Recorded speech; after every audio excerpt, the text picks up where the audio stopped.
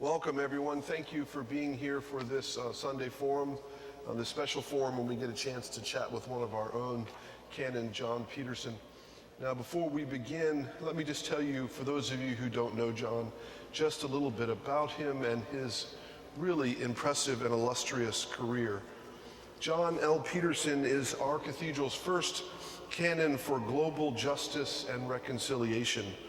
And John, before he was in this position, served from 1995 until 2004 as the Secretary General of the Worldwide Anglican Communion, headquartered in London. A very important position that John held with such grace and skill. John has also been, he was the Dean of St. George's College in Jerusalem for 12 years. He was also the Anglican canon at St. George's Cathedral in Jerusalem, and he has been named honorary canon at many cathedrals across our world. He is a board member for the Compass Rose Society, and he has been a member of the Advisory Council of the Anglican Observer at the United Nations, as well as a member of the American Friends of the Anglican Center in Rome. John it continues to be and has been a great witness for our Anglican traditions across the world, and we're so excited to have you with us this morning, John. Thank you. So let me throw a general question at you first, just to sort of help us get the conversation going. Give us a little bit of the history, a little bit of the background of the Christian-Muslim summits at the cathedral that have taken place. Thank you, and how good it is to be able to be here this morning. The summit really had its origins when the then retired president of Iran, Mohammad Khatami, came to the National Cathedral to give a lecture on Oriental and Occidental theology. I doubt if a person understood what was said that night, but it was an impressive title at least. President Khatami, of course, had been a reformer president in Iran and had spoken at the United Nations in 2000 about the need for dialogue, a dialogue of civilizations. And that really became his thrust. Well, that night in 2006, when he was here at a service or at a lecture that certainly was without controversy, after the service, Bishop Chain at that time and myself walked President Khatami down through the Bethlehem Chapel, where his waiting car and numerous helicopters overhead shining beaming lights down. And he said, "I'd like to invite you to come to Tehran." Well, we did. And after making 3 visits to Tehran, he asked us whether or not the National Cathedral would be willing to host a Christian-Muslim summit. A summit that ultimately took the form of the two largest Christian families, that being the Roman Catholic Church and the Anglican Communion, and the 2 largest Muslim families, Shia and Sunni. And one of the motivations that President Khatami had for that was that Muslims could talk to each other. It wasn't just simply Anglicans and Roman Catholics talking to Muslims, but that would also provide a platform so that Muslims could be able to speak together. And so in 2010, the first summit was hosted here at the National Cathedral. And say a little bit about this most recent summit. Not quite so fast. Okay, we'll take our time. There were one of the dream that Khatami had was that there'd be 4 summits. 4 summits, that's right. And one was hosted by the Anglicans. The second one was hosted in 2012 in Beirut by the Sunnis. In 2014 in Rome by the Roman Catholics. And then 2016, just last month, we went to Tehran for the Sunnis, and the Sunnis were our extremely generous hosts while we were there. Many people wondered, simply because of the sanctions and everything else that's been imposed on Iran, whether or not it could actually happen. but it happened gloriously and in a very good form, and certainly one of the most productive summits we've had. That is a wonderful body of work. And we have here, just to make sure that folks know, we have here, John, say a little bit about what we're going to share with the congregation today before they leave. Michelle Dibley, our Director of Programs, will have copies that she'll pass out. And she also has slips of paper if you'd like to pass up questions for us for the end of the conversation.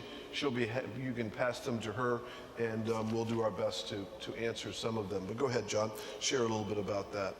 Well, at the end of each summit, of the 4 summits, a statement was made, which was called a call to action. And this call to action basically outlines the themes and the concerns that were raised at the summit. And the 4th summit, to get to your prior question, the title was Respect for Human Dignity, the Foundation of Peace and Security. And this was really a theme that was chosen by the Shias, by our hosts, because dignity and human dignity is such an important factor within Shia Islam, and therefore the dignity of all human beings, and which of course, as we think about it in this Advent season that we're in, is the very core of the gospel of Jesus, as well as we look forward to Christmas. So there'll be a copy of that for all those who are interested, and it's a fascinating document that reflects a lot of work and a lot of hope from my point of view. So speaking a little bit about, just share with us so you can bring people up to date, given the ongoing conflicts in Syria and Iraq, the outside players, not only the United States, but Saudi Arabia and Iran involved in those conflicts, what can you tell us about, from your experience with these summits, something of the ongoing relationship now, what is and isn't between our Sunni and Shia brethren that you've witnessed in these conversations? Well, I think that one of the things that we who live here in the United States face all the time and experience all the time is that when a major crisis comes, for example, 9/11 or other what we would call terrorist attacks, that Muslims never come out concerned. They do not make condemnation. And I fear that is basic because it's not reported. They are, and certainly are, very concerned in relationship to any type of form of terrorism. And they will argue very strongly that this is certainly not Quranic. This does not come from the Quran. This does not come from the teachings. And it is really being hijacked, a word I used in my sermon this morning in relationship to how Christians have hijacked their scriptures, but in the same way how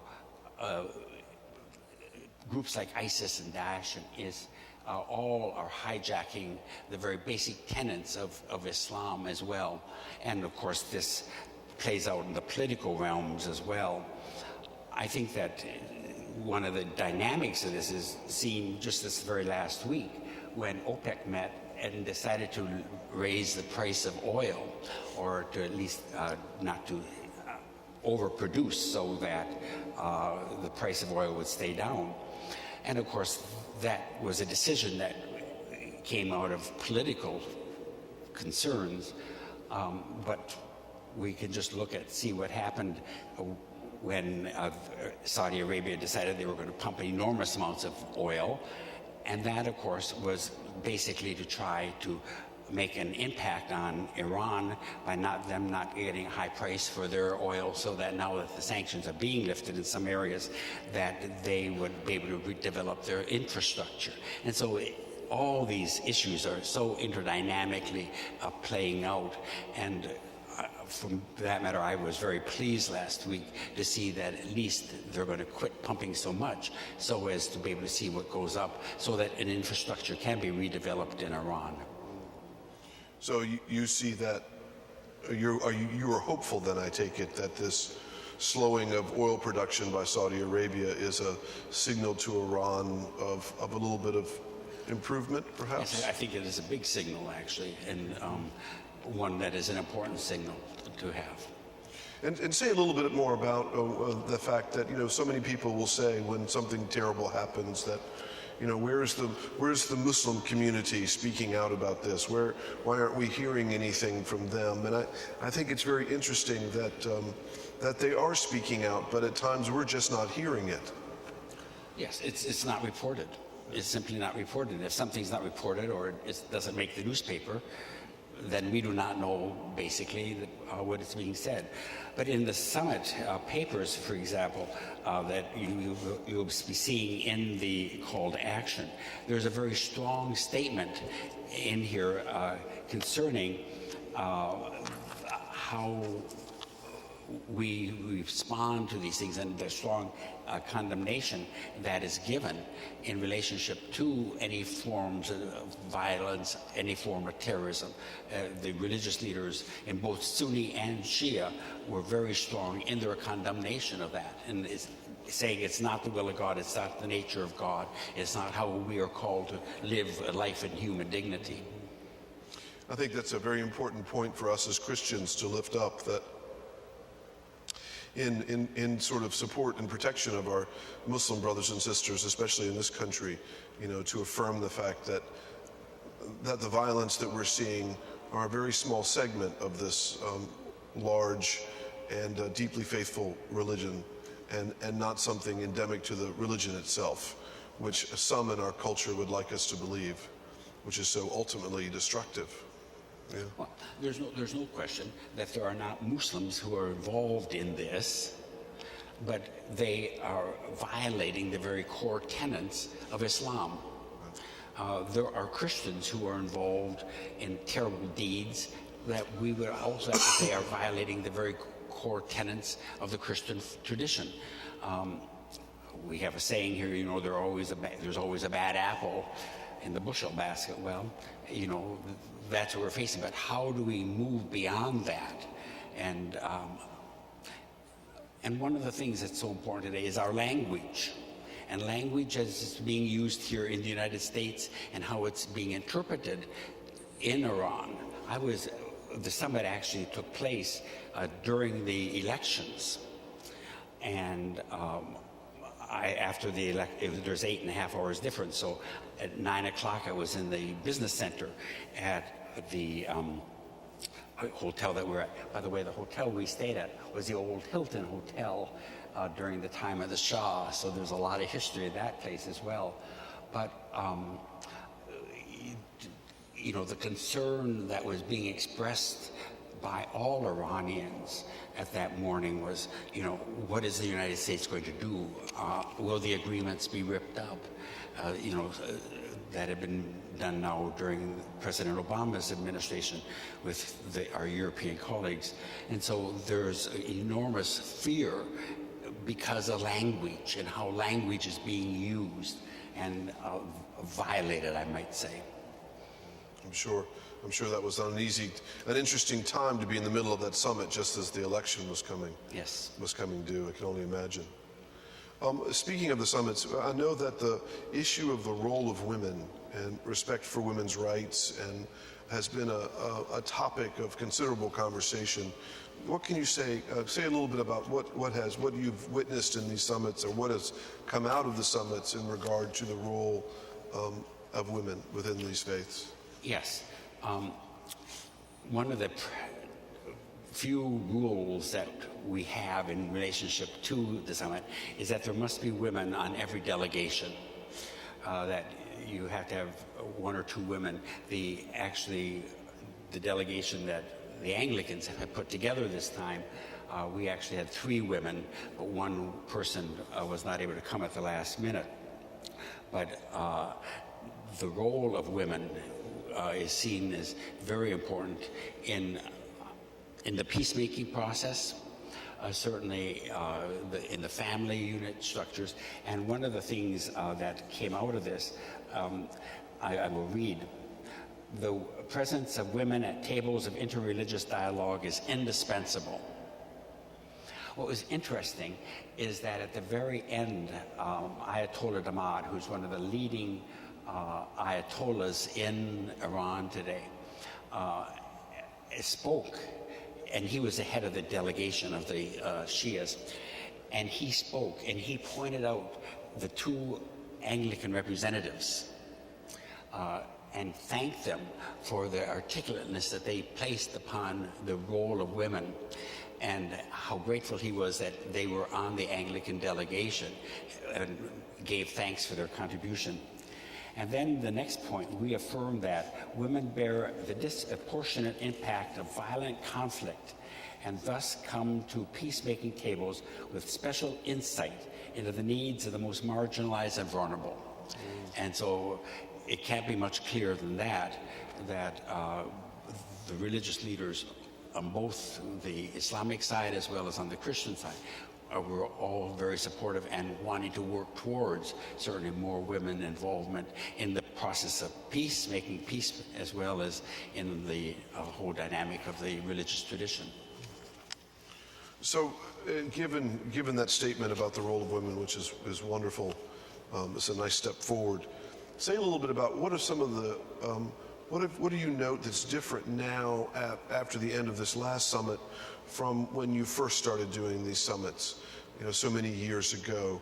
Can you say something about sort of the, I know there's been a deepening of relationship, but what else can you tell us about sort of the progress that you've seen or the changes in relationship that you've seen? Because certainly politically, in some ways, things have gotten more difficult from the time when the first summit was held until this last one in Tehran. So have you seen, just share a little bit about what you've seen over those years. First off, to be able to respond to that, I have to thank this cathedral.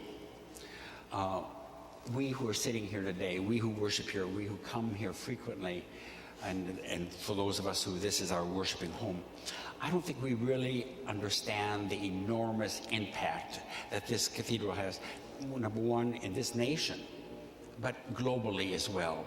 There's not one person who attended the summit who did not know about the National Cathedral and the important voice that this place has within the global community in which we live. And so I want to say that loud and clearly is an enormous thanks, because in many ways this cathedral has carried the water for this for the four summits in many different ways, and the role that this place has, not only in the summits but in all of its different programs, is extremely important. I think, if I'm being honest, where the greatest weakness of the summit is in the action and how we actually implement and what we do following a particular summit. And there hasn't been the follow-up and the action that's needed. And that's one of the great concerns that was raised at this last summit, of how do we actually get down to the grassroots. Kirsten, who is here this morning, is always saying, John, it's nice that you guys get together and have these conversations, but what about us here in the grassroots? And that's really true.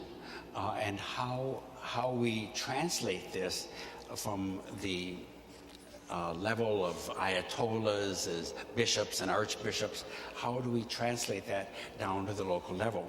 And particularly in a place like Syria, where you have enormous, the situation in Syria is just unbelievable. And whether or not Aleppo is going to make it is really a big, major question mark now. And so how does that translate down to the level of what's going on in Syria? Now, it becomes, I think, the point of how do we come to build walls, how do we come to build relationships and dialogues with people instead of building walls. And, we have seen certainly a deterioration since 2010 when that first summit was held here. But that's our challenge. That's the challenge of this cathedral. And I suspect, you ask the question, well, why are you here if you're not to do exactly that? How do you break down barriers? How are these barriers broken down? How are these barriers broken down in a place like where Kirsten and I live in Hendersonville, North Carolina, where we see this being played out every day? And so, and in this city, it's being played out. So I think that those of us who are committed to this type of reconciliation, this type of gospel of Jesus Christ, we have an obligation to do that. And we move tiny steps at a time, and sometimes we move back 3 steps, but we cannot stop. No, we cannot stop. And at times I know it's quite difficult, and we're going to talk about this more in a minute to get to that sort of grassroots level, but it becomes increasingly difficult when you see the sort of the rise of the counter message, the increasing power of that counter message of pulling us apart, separating us, of picking this is the right religion and this is the wrong religion. I'm thinking of the rise of very fundamental Christianity, or the rise of Wahhabism in both in Islam. And so talk a little bit about what you've seen with the rise of Wahhabism and how that has affected sort of these relationships. The rise of what?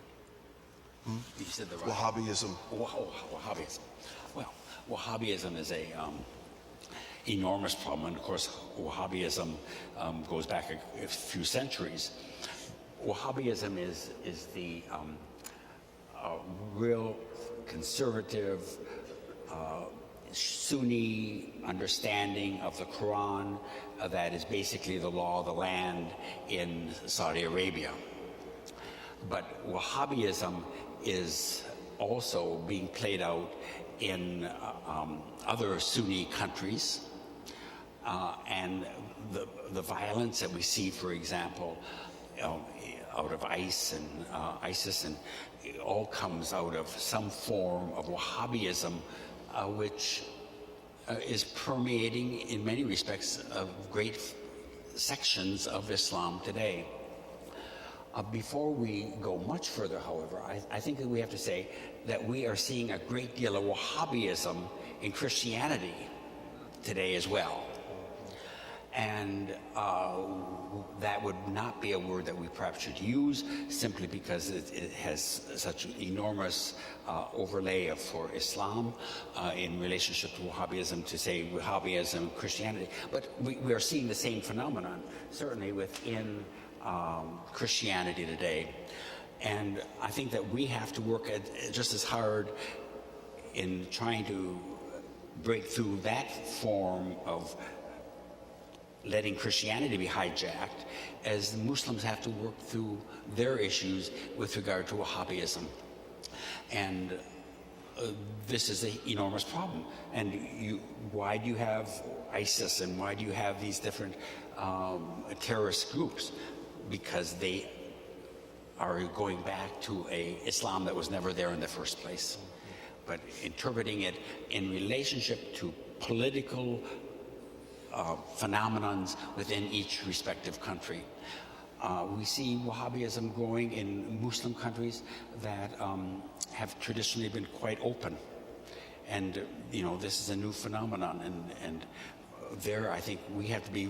And how does Wahhabism grow? It grows by violent language against Islam. And we have, every time we have a statement made in this country in relationship to deporting Muslims or whatever we talk about, we only strengthen the hand of Wahhabism. See, they want to throw out all Muslims or whatever. And that just strengthens the hand of the people who are purporting that type of doctrine. I have a good friend in Tehran who is very concerned with the impact that the West is having today in giving strength and new feet to Wahhabism. Just the direction we do not want to go. Exactly. Yes. Well, getting back to what we can do now that these summits have been completed, what do you think Christians, especially Christians here at the Cathedral, what do you think we ought to be doing to work on these relationships, to deepen them, what should we be doing that perhaps we're not doing? Well, you're doing many other things, but I think that the more interchange that you can have with the Muslim community here, the more that we're able to share together, our barriers are broken down. walls are not built, but barriers are broken down.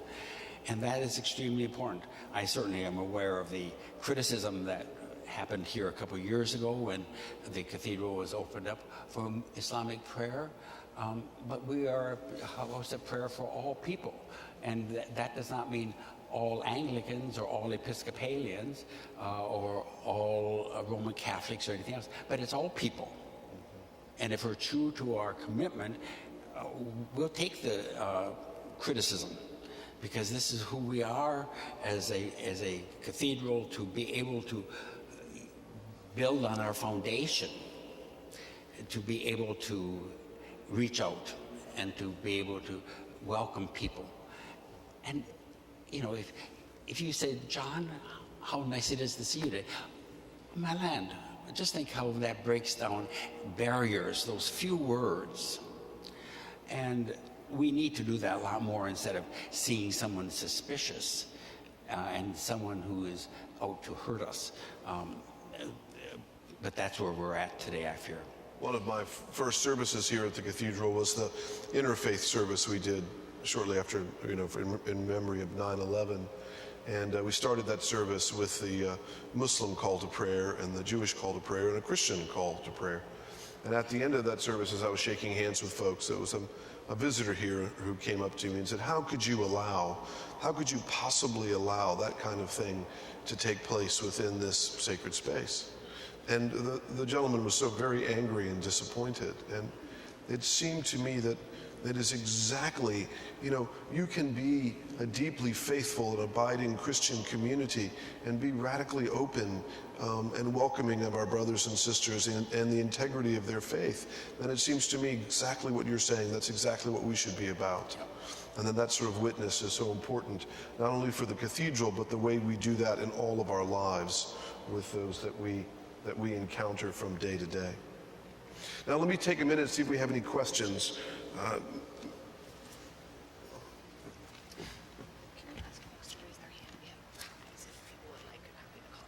Yes, so if you would like a copy of the call to action, Michelle has got them. Just raise your hand and she'll come around and pass them out to you all. Oh, here's a question. Are these plans to include the Jewish faith in these summits or in future summits or in future work, as certainly that is an important part of lasting peace? Yes.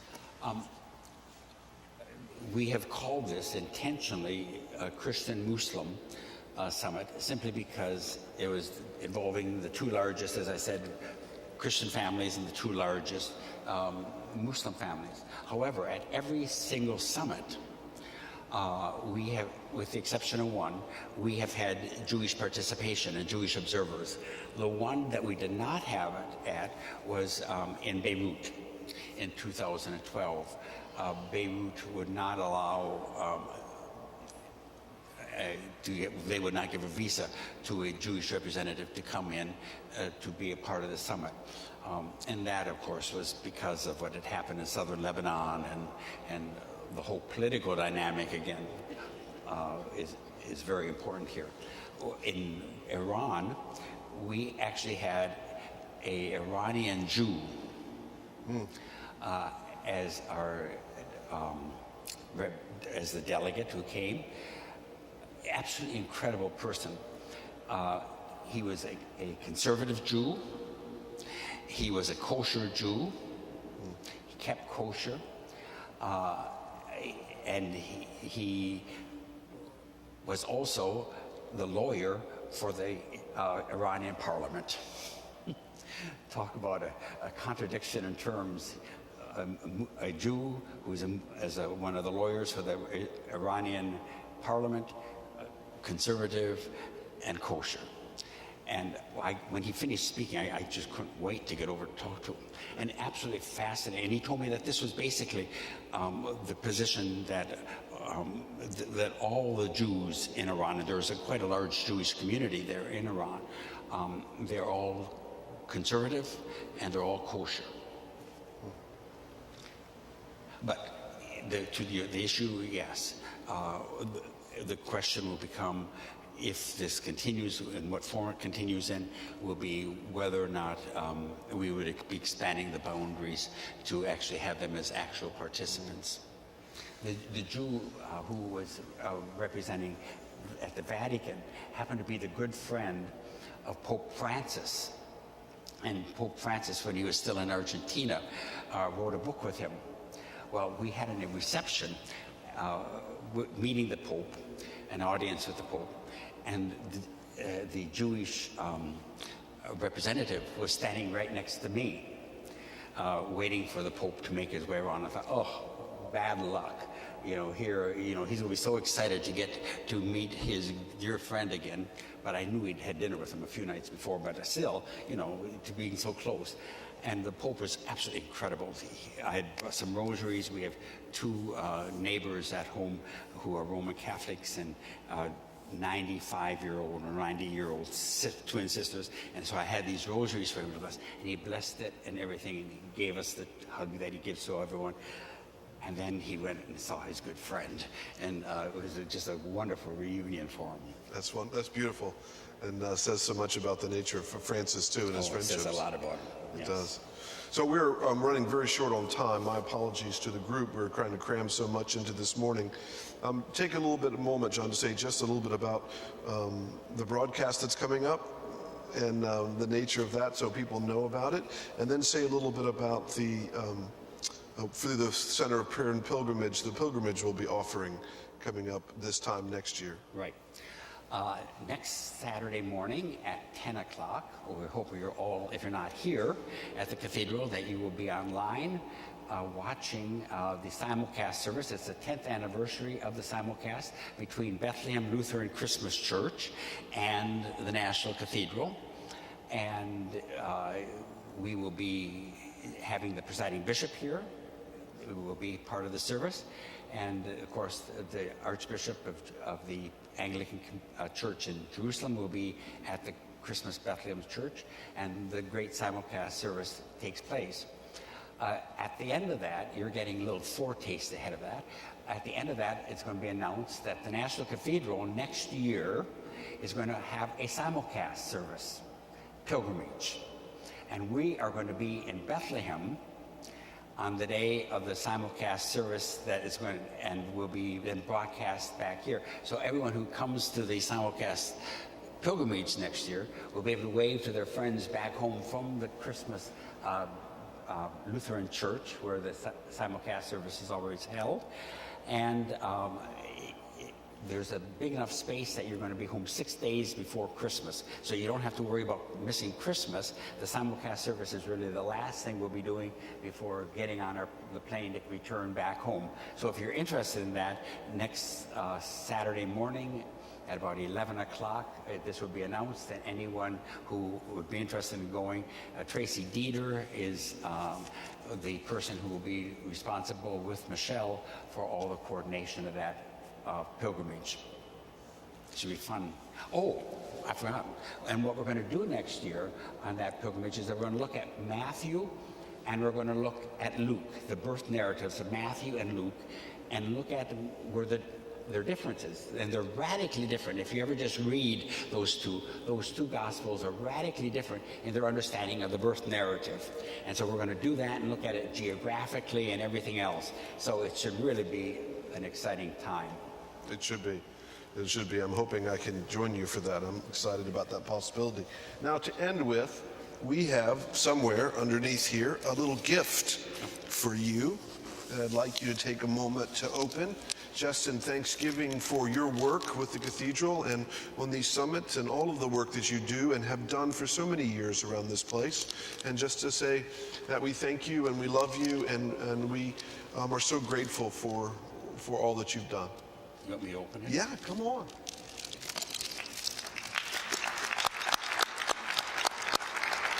I think I know what it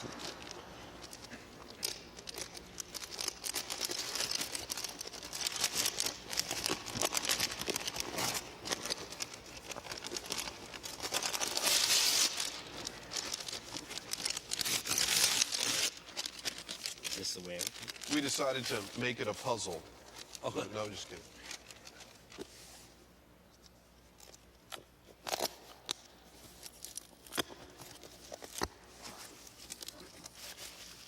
Oh, my land. How wonderful. It's a crocket from the cathedral, Oh, piece of the cathedral from the earthquake.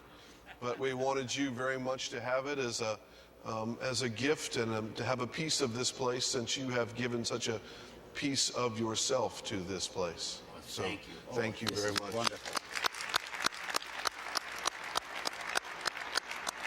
Oh, what a gift. And what a gift you are, because if it hadn't been for you, and the summit would not have happened. And there are many of you who are in this group today that financially enabled this to happen. And to each one of you, my most deepest gratitude. And I speak out for Muslims and Christians around the world, thanking you for you've been able to have been done in your name. And we are most grateful to you. Thank you, John. Thank you for your good word to us today in your sermon, and for being with us for this conversation as well. And thank you all for being here today also. Now we'll get ready for the next service. Thank you all.